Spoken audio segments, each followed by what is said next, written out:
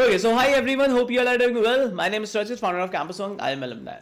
So आप सब जानते हैं कि टेक महिंद्रा इस समय 23 बैच के लिए हायरिंग कर रही है जो ओपन टू ऑल है, right? This is open for everyone. आज लास्ट डेट है. अगर अभी तक आपने अप्लाई नहीं किया तो डिस्क्रिप्शन में आपको लिंक मिल जाएगा, एक तो अप्लाई कर देना. दूसरा 24 बैच के लिए अभी ऑन कैंपस हायरिंग चल रही है, मतलब अभी कैंपस से स्टार्ट कर दिया है, बहुत जगह कैंपस में जा जाके हायरिंग स्टार्ट कर दी है. मैं आज आपको बिल्कुल उसका पैटर्न बताने वाला हूं टेक महिंद्रा का. इस बैच के लिए भी इंपॉर्टेंट है क्योंकि ऑफ कैंपस 100% आएगा टेक महिंद्रा का. उसके लिए वीडियो को सेव कर लेना, मेरी बात ध्यान से सुन लेना क्योंकि आएगा ही आएगा.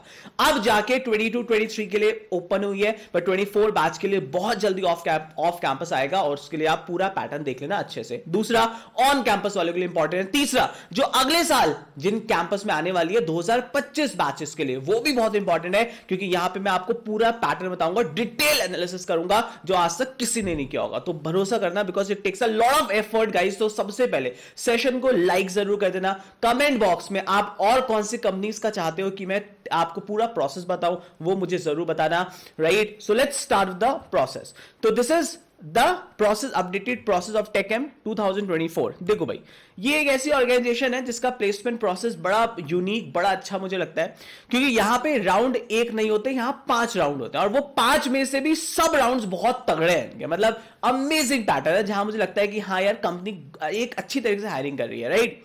The first round is aptitude plus essay writing, और ये भी एप्टीट्यूड में सिर्फ एक सेक्शन नहीं, इसके अंदर 7 सेक्शन आते हैं. मैं आपको पूरा डिटेल बताऊंगा.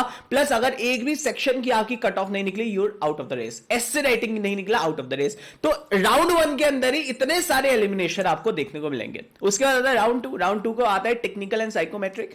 राउंड 3 जो आता है दैट इज कम्युनिकेशन आपके पास आता है, और उसके बाद आपके पास होता है technical interviews and then final HR interviews. तो ये जो first second third, right, first and second, majorly first second जो राउंड होंगे वो आपके कैंपसेस पे होंगे, राइट? अगर ऑफ कैंपस आ रही है तो आपको कहीं बुलाएंगे या आपके जहां पे भी होंगे. बट उसके बाद जो राउंड आपके पास है वो कंपनी के प्रीमाइसेस में हो सकता है या एक जगह बुला के इंटरव्यूज में लिया जा सकता है, राइट? सो यहां पे अब देखो इसका पूरा मजेदार चीज देखो और इसे स्क्रीनशॉट ले लेना. अगर ये पूरा आपको पीपीटी चाहिए तो डिस्क्रिप्शन में आपको टेलीग्राम लिंक मिल जाएगा, आप उसको ज्वाइन कर लेना. मैं वहां पूरी पीपीटी शेयर कर दूंगा सो दैट मेरे पास आप सेव कर लेना. दूसरा आपको व्हाट्सएप लिंक मिल जाएगा, वहां पे ज्वाइन कर लेना. कोई जॉब अपॉर्चुनिटी है, कुछ भी चीज है तो वहां भी आपको नोटिफिकेशन मिल जाता है और ये पीपीटी मिल जाती है. तो आप ज्वाइन करके वहां से आप पूरी पीपीटी को अच्छे से एनालिसिस कर लेना. सो राउंड 1 एप्टीट्यूड होगा. अब ये 5 राउंड है, फिर से देख लो. सबसे पहले aptitude and essay writing. Round 2 technical psychometric. Round 3 communication round. Round 4 technical और राउंड 5 एचआर, राइट? अब मैं पहले राउंड की बात करता हूं, एप्टीट्यूड एंड एस्से राइटिंग, जो जबरदस्त तरीके से इन्होंने सब पार्ट में डिवाइड किया, वो ध्यान से देखना, राइट? ये अभी का एनालिसिस है, 2 दिन पहले ही पेपर हुआ है.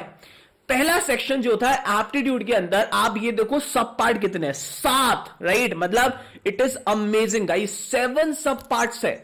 पहला है इंग्लिश लैंग्वेज जनरल 1, ठीक है, इस 10 क्वेश्चन ये भी निकालना है.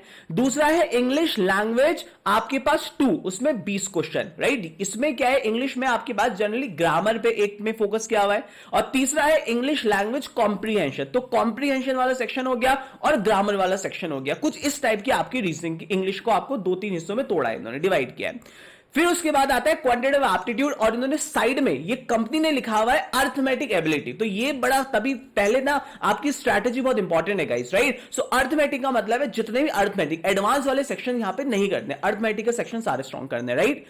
उसमें कितने आएंगे, 11 क्वेश्चन आएंगे. उसके बाद रीजनिंग को भी इन्होंने 2-3 हिस्सों में तोड़ा हुआ है. जैसे पहला verbal reasoning general, right, 21 question, right? उसके बाद वर्बल रीजनिंग पैराग्राफ, तो आपको एक पैराग्राफ मिलेगा, then you need to answer it, right? उसके बाद 7 जो आपके पास है वो है नॉन वर्बल रीजनिंग, जो फिगर वाले क्वेश्चन है. तो ये पूरा का पूरा पैटर्न आप देखोगे जबरदस्त है. और सबसे इंपॉर्टेंट यहां पे क्या लिखा हुआ है, there is a sectional cut off, मतलब हर सेक्शन की कट ऑफ है. तो अगर आपका इंग्लिश वाला अच्छा नहीं हुआ तो अगर आप ओवरऑल देखोगे तो हर सेक्शन निकलना चाहिए, इंग्लिश भी निकलना चाहिए, रीजनिंग भी निकलना चाहिए और मैथ्स भी निकलना चाहिए. तीनों सेक्शन आपके निकलना चाहिए तो आप जाओगे नेक्स्ट राउंड में, राइट? मजेदार चीज है इनका, बड़ा अच्छा पैटर्न लगा मुझे.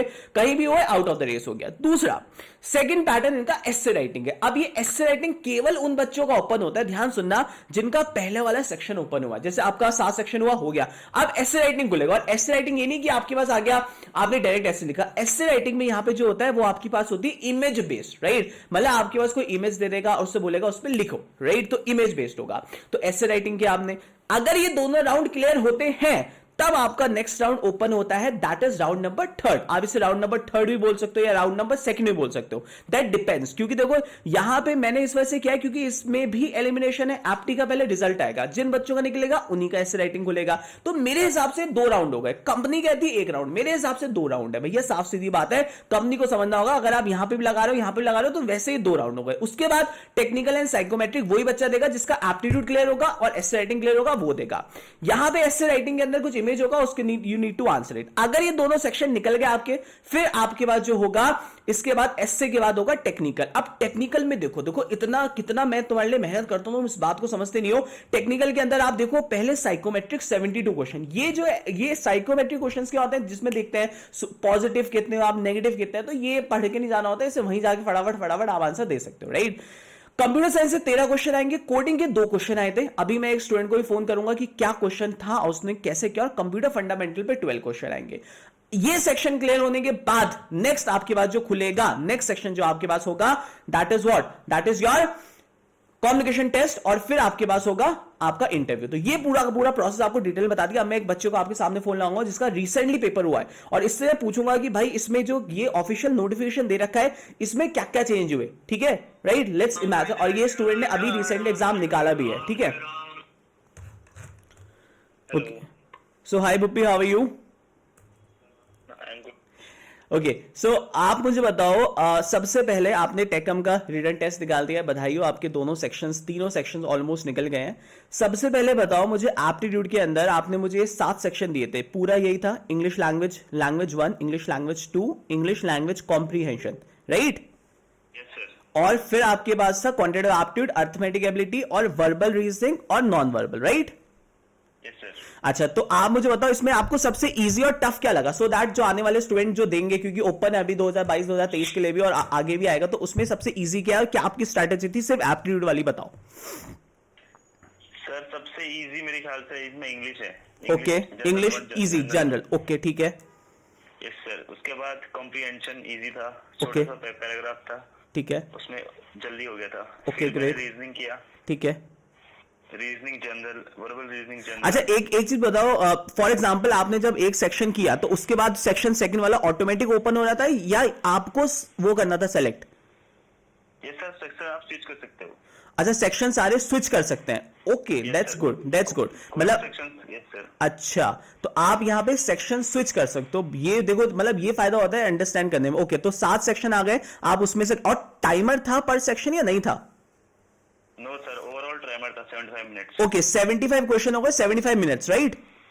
यस सर, बहुत बढ़िया। तो देखो कितनी अमेजिंग बात मुझे अभी लगी पता, राइट? क्योंकि देखो स्टूडेंट जाते हैं पेपर देने तो ये एनालिसिस यहाँ पे फायदा देता है। ये कहना है सबसे पहले टाइमर नहीं था, मतलब टोटल 75 क्वेश्चन थे, 75 मिनट से ये 7 सेक्शन थे जिसमें स्टूडेंट को सेलेक्ट करना था। फॉर एग्जाम्पल कोई स्टूडेंट कहता है सर मुझे इंग्लिश बाद में करूंगा, मुझे रीजनिंग पहले करनी है, तो जाओ रीजनिंग करो। उसे लगता है कि सर मेरे को लगता है कि सेक्शनल कट ऑफ निकल जाएगी, सर मेरे 21 में से मेरे हो चुके हैं 15-16, मैं फटाफट स्विच करूंगा दूसरे सेक्शन में क्वांटिटेटिव एप्टीट्यूड, सर मुझे लग रहा है 5-6 7-8 हो गए, निकल जाएगा, नेक्स्ट चलो इंग्लिश करो, फटाफट निपट गया, नॉन वर्बल, ऐसे करके फटाफट 75 क्वेश्चन 75 मिनट्स, बहुत बढ़िया।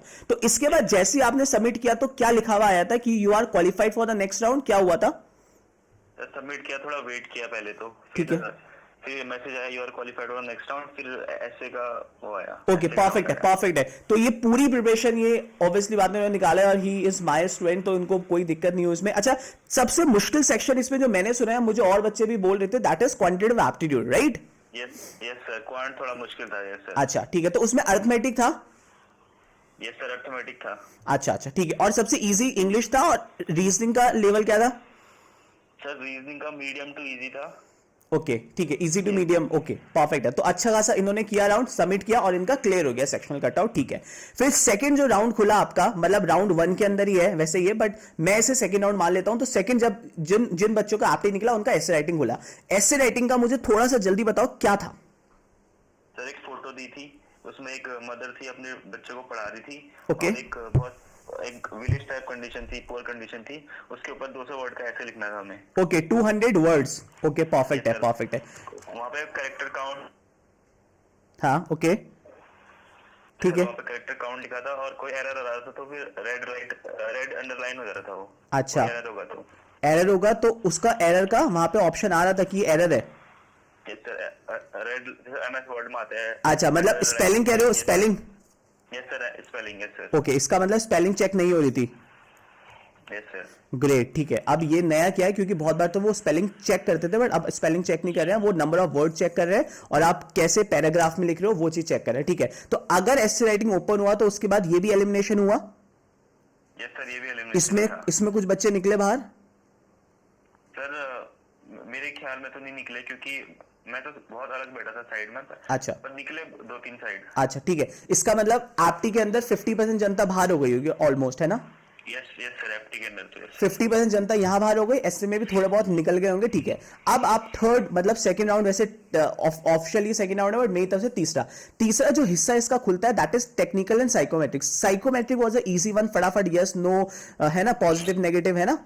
Yes sir. अच्छा, अब ये सबसे मुद्दे की बात ये आती है कि कंप्यूटर साइंस में किस टाइप के क्वेश्चन आते हैं, बिकॉज ये हमें भी हेल्प करेगा, बिकॉज आपको पता है हम संकल्प बैच लेके जाते हैं जो मिनिमम प्राइस के अंदर है, तो हम हर चीज पढ़ाते हैं। तो कंप्यूटर साइंस के अंदर किस टाइप के क्वेश्चन थे फाउंडेशन पे, ये जरा बताओ थोड़ा सा।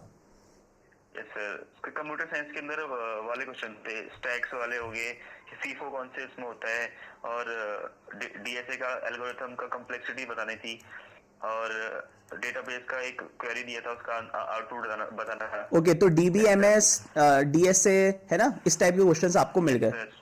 ओके, नेटवर्किंग भी था क्या, नेटवर्किंग बेस्ड कुछ? नेटवर्किंग एक दो क्वेश्चन थे शायद। Yes sir. अच्छा, ठीक है। तो नेटवर्किंग सेम अगर मान के चलो तो एसेंशियल वाला ही आपको मिलेगा, अगर आपने किया है तो वो हो गया, ठीक है। ओके, यस सर, और ट्रांसपोर्ट लेयर कंप्यूटर था। अच्छा, लेयर्स थी, परफेक्ट है। अच्छा, मुझे बताओ कंप्यूटर फंडामेंटल के अंदर क्या था? सर फंडामेंटल के अंदर था मेरे एमएस वर्ड था, कुछ थोड़े क्वेश्चंस, और डीबीएमएस की क्वेरी नहीं थी, मतलब क्वेश्चंस थे कि ये कमांड किसके लिए यूज होती है। अच्छा, और यस सर, बहुत सिंपल क्वेश्चन थे, ज्यादा मुश्किल नहीं थे। ओके, ठीक है, इजी था आपके पास। कंप्यूटर साइंस का भी ऑलमोस्ट इजी था, है ना? Yes sir. कोडिंग, अच्छा, ये जो 4 सेक्शन थे इसके अंदर टोटल टाइम मिला था आपको चारों सेक्शन के लिए, या इसमें भी पहले एक सेक्शन फिर सेकंड सेक्शन क्या हुआ था? सर इसमें स्विच नहीं कर सकते इसमें। अच्छा, इसमें स्विच नहीं कर सकते। सबसे पहले साइकोमेट्रिक आएगा, वो आपको एंड करना होगा, फिर कंप्यूटर साइंस आएगा, वो आपको एंड करना होगा, फिर कोडिंग आएगा, फिर ऐसे करके, है ना? ओके, कोडिंग के अंदर आपके पास आए थे 2 क्वेश्चन। अब मुझे बताओ कोडिंग के अंदर लेवल ऑफ डिफिकल्टी क्या था और क्या क्वेश्चन था? जो आपने मुझे भेजा है वो भेजे हैं 2 क्वेश्चन। पहला आपने मुझे भेजा है circular rotate array K is given, second is sum of digits of each number in an array. तो दोनों एरे स्ट्रिंग का था। आप मुझे एक बार ये फटाफट समझा दो बच्चों के दोनों क्वेश्चन क्या थे और क्या चैलेंज आपको फेस किया है, क्या लॉजिक बिल्ट हुआ? कोडिंग तो बहुत मीडियम था, इजी टू मीडियम था, पर उसमें मेन डिफिकल्टी ये थी, बहुत बड़ी स्टोरी थी। स्टोरी को समझ के हमें कोड समझना था कि कैसे चल रहा है, और टेस्ट केस देखने थे नीचे कि इसका आउटपुट क्यों आ रहा है। तो स्टोरी पढ़नी थी, उसके बाद अपने जजमेंट में आना था कि ये कैसे हो रहा है। तो मेन चीज स्टोरी का था उसमें। अच्छा, तो यहाँ पे कोडिंग जैसा टीसीएस के अंदर होता है कि एक बड़ी सी स्टोरी थी और उसका लॉजिक बहुत छोटा था, है ना?